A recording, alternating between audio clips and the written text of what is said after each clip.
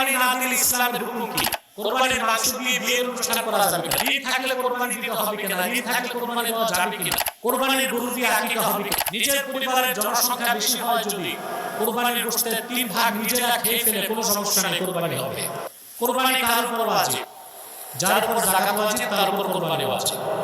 কিন্তু মুতাবার কওল এরকম পাওয়া যায় যার উপর যাকাত ওয়াজিব না, বাড়ি আছে, মোটামুটি সচ্ছল অবস্থায় চলতে পারে, টাকা পয়সা আছে, তার নেশাব পরিমাণ হয় নাই, তার উপর কোরবানি ওয়াজিব, দিয়ে দেওয়া উচিত। তার কোরবানির গরু দিয়ে আকিকা হবে কিনা? হবে, কিন্তু একটা জিনিস লক্ষ্য রাখতে হবে, 60টা নাম তো একটা গরুতে, কোরবানির চেয়ে আকিকার নাম বেশি হতে পারবে না। অর্থাৎ যদি 4টা কোরবানির নাম হয়, 3টা আকিকার হতে পারবে, এর বেশি হতে পারবে না। সামর্থ্য থাকার পরও কোরবানি না দিলে ইসলামের হুকুম কি? এরকম ব্যক্তি গুনাহগার। তাহলে কোরবানি তো ওয়াজিব। কোরবানি কি ওয়াজিব? কেউ বলছে সুন্নাতে মুআক্কাদা, মুফতাহির কওল হচ্ছে ওয়াজিব।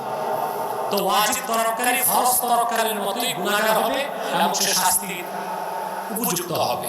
নিজের পরিবারের জনসংখ্যা বেশি হয় যদি কোরবানির গোশতের 3 ভাগ নিজেরা খেয়ে ফেলে কোনো সমস্যা নেই, কোরবানি হবে। 3 ভাগ করা মুস্তাহাব। এটা কি মুস্তাহাব, উত্তম।